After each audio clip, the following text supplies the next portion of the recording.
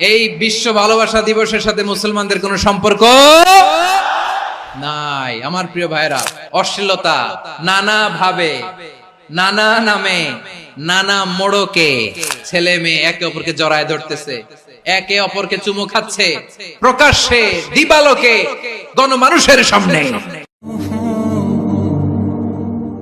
ওয়ানহানিল ফাহশা, আল্লাহ তাআলা অশ্লীলতাকে নিষেধ করেছেন। যত ধরনের, যত টাইপের, যত ক্যাটাগরির অশ্লীলতা হতে পারে সব অশ্লীলতাকে হারাম করেছেন কে? ফাহশা মানে কি? কথায়, কাজে, আচরণে, কমেন্ট, ফেসবুকের কমেন্টসে যত ধরনের নোংরামো আছে, যত ধরনের অশ্লীলতা আছে, এটাকে আরবিতে বলে ফাহশা। রাব্বুল আলামিন বলেন, কুল ইন্নামা হারামা রাব্বিয়াল ফাওয়াহিশা মা যাহারা মিনহা ওয়া মা বাতান।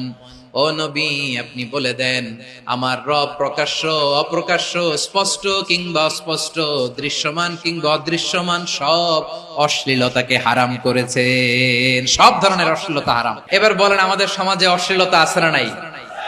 অশ্লীলতা নানা ভাবে, নানা নামে, নানা মোড়কে আমাদের সমাজে আছে না নাই?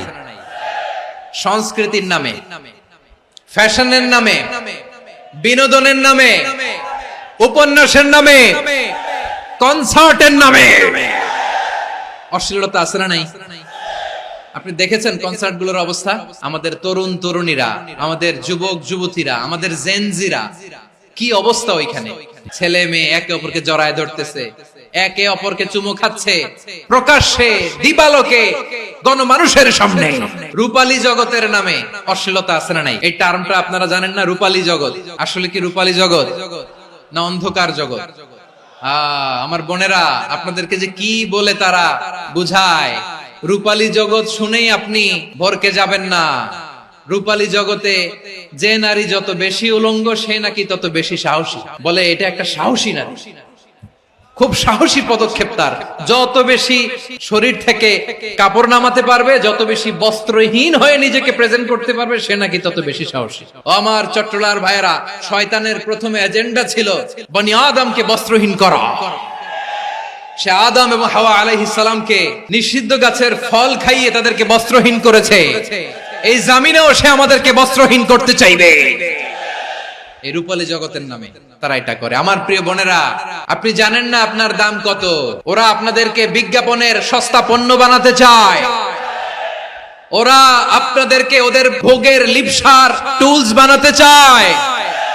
আপনাদেরকে দিয়ে ওদের খায়েশ পূরণ করতে চায়। এটা আপনাদের জন্য মোটেও ডিগনিটি নয়, এটা আপনাদের জন্য সম্মান নয়।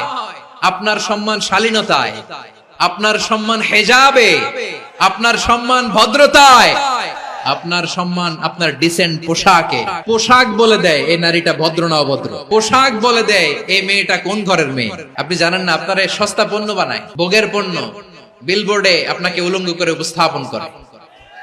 এই অশ্লীলতার সাথে ইসলামের কোন সম্পর্ক।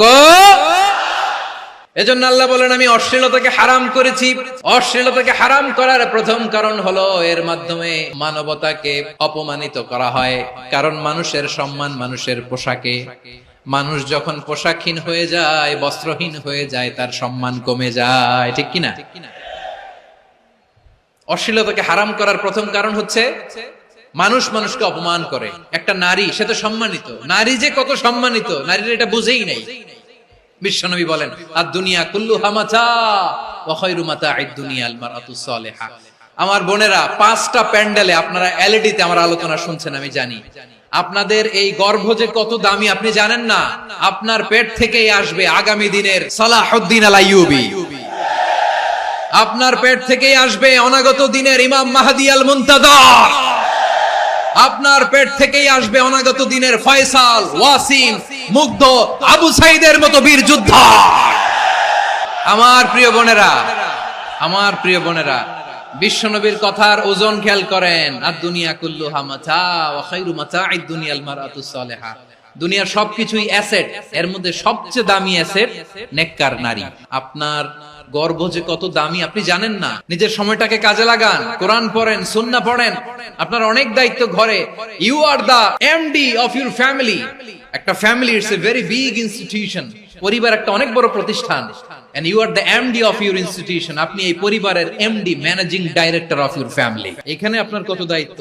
আপনি ছেলেমেয়েদেরকে তারবিয়া করবেন, আপনি আপনার স্বামীর জন্য ঘরটারে জান্নাতের নীর বানাবেন, আপনার জন্য জান্নাতের ডুপ্লেক্স বাড়ি ওইখানে তৈরি করে রাখবে কে? আপনি যে কত দামি আপনি জানেন না। নারীদেরকে আল্লাহ বানিয়েছেন উচ্চতর করে, নিম্নতর নয়। নারীদেরকে ছোট্ট জিনিস দিলে এটারে বড় করে দেয়, নারীদেরকে ভ্রূণ দিলে, শুক্রাণু দিলে নারী এটারে বাচ্চা হিসেবে উপহার দেয়, ঠিক কিনা? বিয়ের মাধ্যমে স্বামী যখন তার শুক্রাণু তার স্ত্রীকে উপহার দেয়, স্ত্রী রিটার্নে কি উপহার দেয়? ফুল ফর্ম বেবি, মানব সন্তান। আপনি যদি নারীকে বাজার এনে দেন, নারী এটাকে সুস্বাদু খাবারে রূপান্তর করে দেয়। আপনি তাকে একটা মুচকি হাসি দিয়ে দেন, সে তার কলিজা দিয়ে দেয়। কিন্তু যদি আপনি তার মনে কষ্ট দেন, সে আপনার জীবনকে জাহান্নাম বানায়া দেয়। নারীর মন বুঝতে পারলে নেয়ামত, বুঝতে না পারলে কিয়ামত। আপনাদেরকে যেন ভোগের সস্তা পণ্য বানাতে না পারে, আপনাদেরকে সচেতন থাকতে হবে। তাহলে কেন আল্লাহ তাআলা এই ফাহশা অশ্লীলতাকে হারাম করলেন? 1 নাম্বার, এতে হিউম্যান ডিগনিটি কমে। 2 নাম্বার, এতে মানুষের অধিকার নষ্ট হয়। আপনি বিয়ে করেছেন, এরে পরকিয়া করেন, ওর সাথে এরকম আছে না নাই? স্ত্রীর অধিকার নষ্ট করেছেন। আপনি বিবাহ সম্পর্কে আবদ্ধ হয়েছেন তার সাথে, আপনি পরকিয়া করেন ওই ছেলের সাথে, আপনি আপনার হাজবেন্ডের সাথে বিট্রে করেছেন। এজন্য আল্লাহ অশ্লীলতাকে হারাম করেছেন।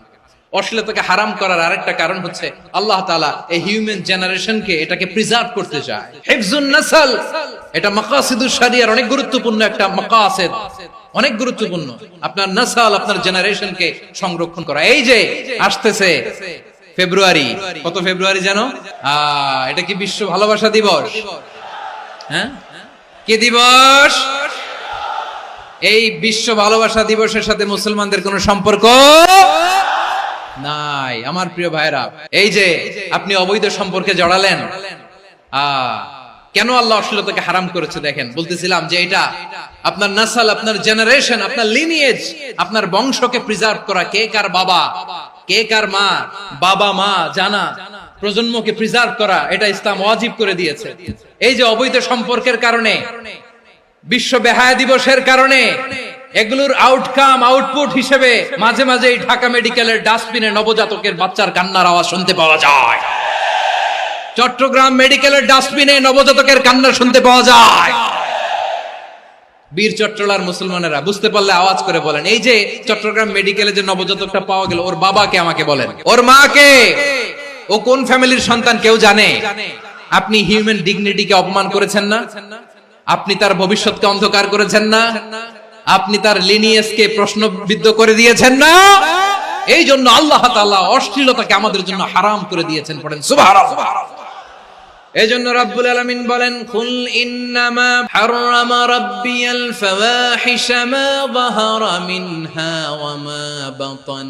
প্রকাশ্য অপ্রকাশ্য সব অশ্লীলতাকে হারাম ঘোষণা করে দিয়েছে কে? আবার দুনিয়ার বুকে যারা অশ্লীলতার প্রসার করে তাদের জন্য শাস্তি মজুদ রেখেছে কে? রব্বুল আলামিন বলেন, ইন্নাল্লাযীনা ইউহিব্বুনা আন তাশিআল ফাহিশাতু ফিল্লাযীনা আমানু লাহুম আযাবুন আলীমুন ফিদ দুনিয়া ওয়াল আখিরাতি ওয়াল্লাহু ইয়ালামু ওয়া আনতুম লা তা'লামুন। নিশ্চয়ই যারা বিশ্বাসীদের মাঝে অশ্লীলতার প্রচার প্রসার করতে চায় তাদের জন্য আমি মর্মন্তুদ শাস্তি প্রস্তুত করে রেখেছি, দুনিয়াতেও রেখেছি, আখিরাতেও রেখেছি। ঘোষণাটা কার? যারা এই নাটকের নামে, সিনেমার নামে, রূপালী জগতের নামে, মুভির নামে, ওটিটি প্ল্যাটফর্মের নামে আমার সমাজে অশ্লীলতা ছড়াতে চায়, তাদের জন্য কঠিন মর্মন্তুদ শাস্তি মজুদ রেখে দিয়েছে কে? ও আমার বোনেরা, এখনো আপনি জাগবেন না? এখনো আপনার চিন্তার দুয়ারে এখনো নাড়া পড়ে নাই? ওরা আপনাকে উলঙ্গ বানাতে চায়, ওরা আপনাকে আইটেম গার্ল বানাতে চায়। এজন্য ইসলাম অশ্লীলতাকে হারাম করেছে। হারাম। ইসলাম বলেছে যোজন যোজন দূরে থাকো, ওরা বলে না কাছে আসো, কাছে আসার গল্প, ক্লোজ আপ ওয়ান, কাছে আসার গল্প আছে না নাই? তাহলে অশ্লীলতার সাথে আমাদের কোনো সম্পর্ক? আমরা এই সমস্ত ক্লোজ আপ ওয়ান, কাছে আসার গল্পের প্রোগ্রামে যাব আমরা কোন ধরনের অশ্লীল কন্টেন্ট সোশ্যাল মিডিয়ায় টিভিতে দেখব